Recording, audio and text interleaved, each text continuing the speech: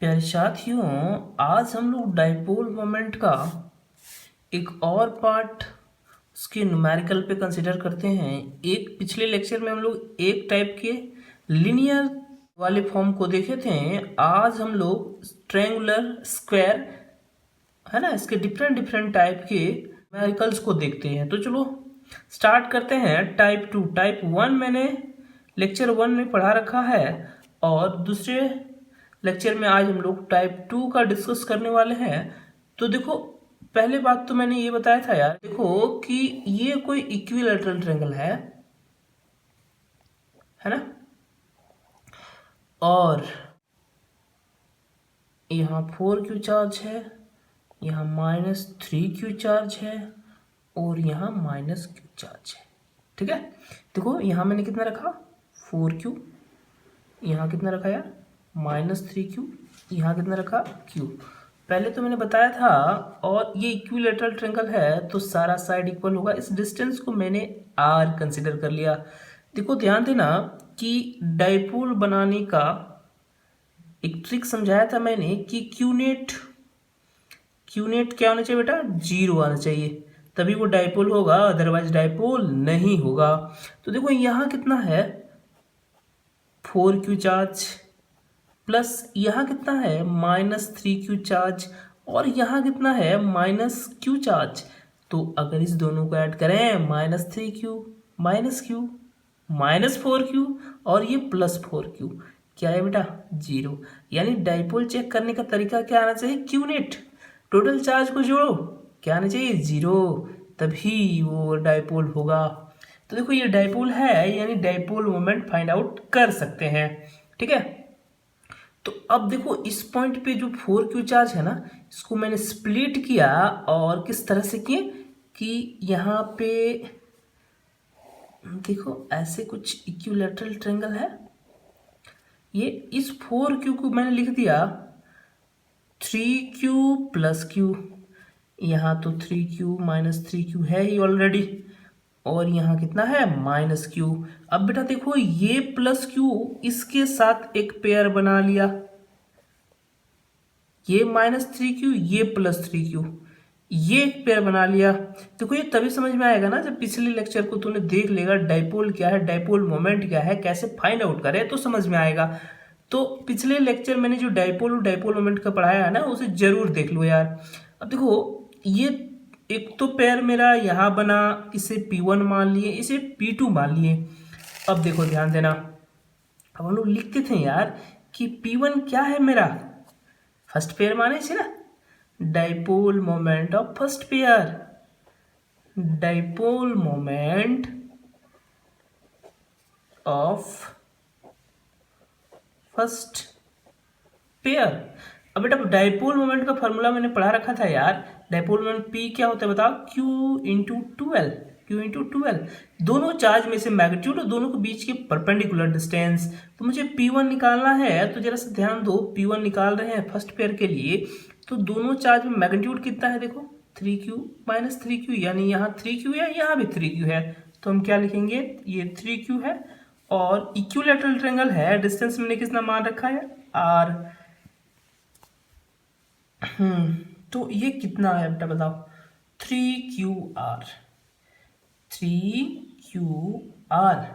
अब इसकी डायरेक्शन, मैंने डायरेक्शन की बात किया था, नेगेटिव से पॉजिटिव की ओर, क्या इधर होगा, P1 का डायरेक्शन इधर होगा ना। अब सिमिलरली इसी तरह से हम लोग क्या निकाल लेंगे, P2 निकाल, और P2 भी क्या लिख लेंगे हम लोग, dipole moment of second pair का डाइपोल मोमेंट।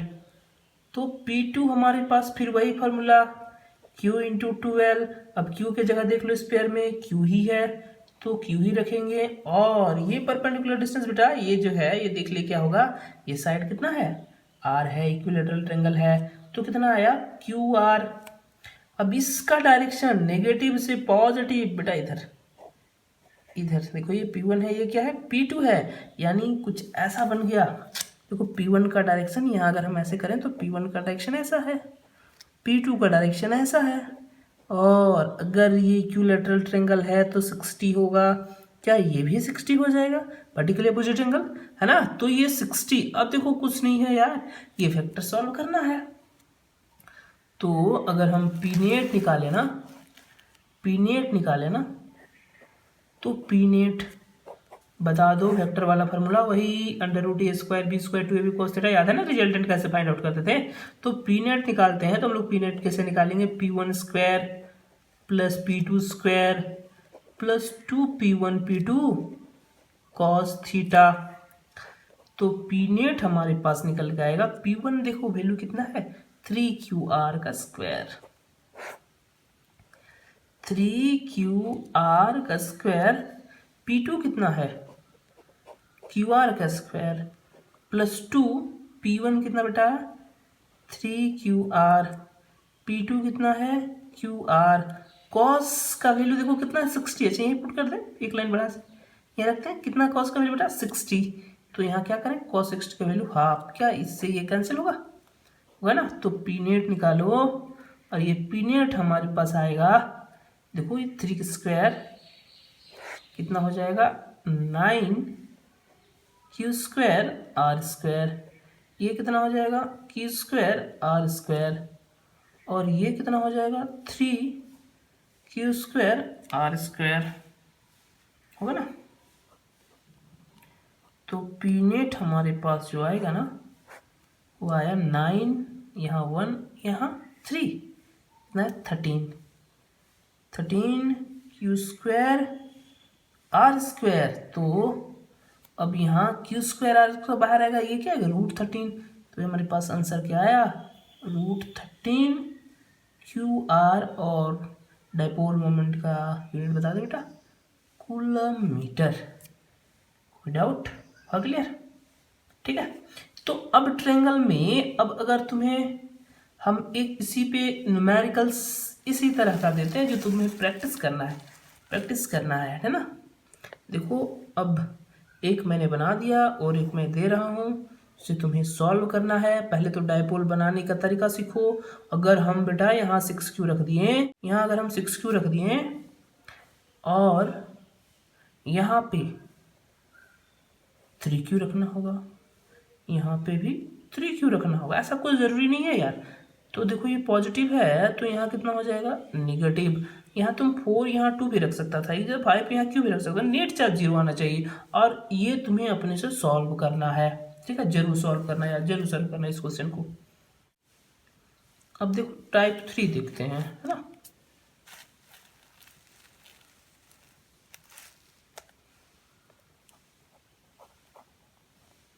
टाइप 3, एक कोई स्क्वायर है, देखो बेटा एक स्क्वायर है और स्क्वायर है तो उसका साइड लेंथ इक्वल होगा।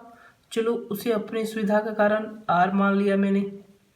अब इस कॉर्नर पे अगर कुछ बोलो, चलो 6q है ना। तो अब बताओ यहाँ मैंने क्या रखा -2q, यहाँ भी क्या रखा -2q, यहाँ भी क्या रखा -2q।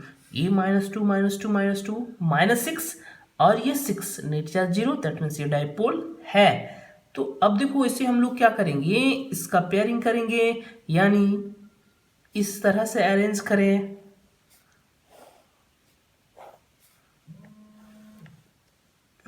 अब हम लोग देखते हैं कि अगर इस 6q को इस तरह से स्प्लिट करें, यहाँ 2q,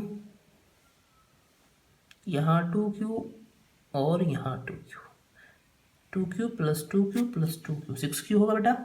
अब देख यहाँ कितना आया -2q, यहाँ भी कितना आया -2q और यहाँ भी कितना आया -2q। इसी ऐसे लिख दिए। अब देखो ये क्या एक पेयर बनाया, डाइपोल किसे बताए थे यार, डाइपोल पिछले लेक्चर में जाके देखो, यानी कोई दो चार्ज जिसकी मैग्नीट्यूड इक्वल हो बट नेचर अपोजिट हो और बहुत ही कम डिस्टेंस पे सेपरेट कर देते हैं, इस पेयर को बोले थे मैंने डाइपोल बोला था, है ना। तो अब देखो यहाँ एक पेयर बना, यहाँ एक पेयर बना और इससे एक पेयर बना लिया, इससे ये पेयर बना लिया। तो अब इसे अगर मैंने P1 नाम दिया, इसे P2 नाम दिया और इस पेयर को P3 नाम दिया, ठीक है। तो P1 लिखा, P1 क्या लिखा, dipole moment of first pair, dipole moment of first pair. बेटा देखो डाइपोल मोमेंट क्या होता है, फॉर्मूला बता दो, Q इंटू 12। अब Q की जगह मेरा कितना है 2Q, और डिस्टेंस कितना मान है, देखो R है, स्क्वायर R है, तो क्या हो जाएगा 2QR। इसकी डायरेक्शन किधर से किधर होगा, नेगेटिव से पॉजिटिव, नेगेटिव से पॉजिटिव ऊपर की ओर। इस तरह से हम लोग क्या निकाल लेंगे, P2 निकाल लेंगे, है ना। सिमिलरली P2 निकालो तो क्या लिखेंगे, dipole moment of second pair, of second pair. तो सेकेंड पेयर के लिए वही फार्मूला फिर से, Q इंटू 12। Q के जगह देखो कितना है, इसे P2 माने, यहाँ भी Q, यहाँ भी 2Q, तो Q के जगह कितना मैग्नीट्यूड है 2Q है, तो कितने लिखें 2Q। देख लेना बेटा, देखो यहाँ प्लस 2Q है माइनस 2, बट मैग्नीट्यूड देखना है, यहाँ भी 2Q, यहाँ प्लस माइनस मत देखना, 2Q। और ये डिस्टेंस भी अब स्क्वायर है तो सारा साइड तो R ही होगा ना यार, तो यहाँ भी अभी कितना है 2QR। इसकी डायरेक्शन नेगेटिव से पॉजिटिव इधर आ गया, ठीक है। अब P3 निकालें, तो P3 भी इसी तरह से हम लोग निकाल सकते हैं, dipole moment of third pair. P3 क्या है, Q इंटू 12, Q की जगह, अब Q की जगह देखो थर्ड पेयर के लिए हम लोग बात करें तो यहाँ कितना है प्लस 2Q, यहाँ माइनस 2Q, ये 2Q। अब ये वाली डिस्टेंस की बात करें तो देखो ये डिस्टेंस अगर कोई स्क्वायर है तो, और साइड स्क्वायर है तो अगर ये R है तो ये भी R होगा, पाइथागोरस थ्योरम यार सिंपल है, R square plus R square, ये डिस्टेंस निकल जाएगा, डिफरेंस निकलेगा R√2। तो अब मैंने इस डिस्टेंस को R√2, तो इस 12 की जगह क्या लिखेंगे R√2, ठीक है। तो अब देखो, अब एक छोटा सा डायग्राम शो करते हैं, ये जो यहाँ आया ना, इसे देख लो एक बार, किसकी डायरेक्शन इधर है नेगेटिव से पॉजिटिव, इसका डायरेक्शन इधर है यानी इधर है। अब ये क्या माने P1 इधर है, P2 इधर है, और इधर से इधर, और ये P3 है, ये मेरा क्या है P3 है, ठीक है। ये P1, ये P2 और ये P3 है ना। तो चलो P1 की डायरेक्शन अगर हम ऐसे बात करें तो ये क्या आया P1, ये इधर क्या है P2, है ना। अब इस दोनों को सॉल्व करें, और इधर क्या है P3, यहाँ क्या है P3, तो इस दोनों के बीच P1 और P2 के बीच एंगल कितना बेटा 90। तो पहले तो P1 P2 को सॉल्व कर लेते हैं, हम लोग लिखते हैं resultant of P1 and P2, P1 and P2, तो PR से इसे डिनोट कर देते हैं हम। P1 का देखो, P1 कितना निकाल के रखे बेटा, P1 आया 2QR, P2 भी कितना है 2QR। तो अब देखें वही a square B square 2ab cos theta, तो P1 square plus P2 square plus 2P1 P2 cos theta. अब यहाँ हम लोग देखें P1 स्क्वायर कितना है 2QR square plus 2QR square plus cos 90 आएगा, cos 90 जीरो, तो ये पूरा टर्म जीरो है ना। तो ये कितना आया 2 के स्क्वायर 4 हो जाएगा, और यहाँ भी 4 हो जाएगा, होगा ना यार। तो देखो ये कितना आया 4Q square R square, 4Q square R square. तो ये हमारे पास निकल के आया कितना 4 यानी √8QR। इस दोनों का रिजल्टेंट इसी डायरेक्शन में आ गया। दोनों अगर कोई दो वेक्टर है, ऐसे कोई दो वेक्टर है, तो रिजल्टेंट तो इधर ही होगा ना यार। ये मेरे पास P1 था, ये P2 था, तो PR का डायरेक्शन यही हो गया। PR और ये P3 दोनों सेम डायरेक्शन में है। अगर कोई दो वेक्टर सेम डायरेक्शन में है P3 और PR, तो रिजल्टेंट कैसे निकालेंगे। नाउ P नेट जोड़ दो यार, PR प्लस P3, तो PR हमारे पास कितना है बताओ, PR निकाले अभी हम लोग √8 क्यू आर, और यहाँ कितना आया, देखो 2QR यानी √2 QR, ठीक है,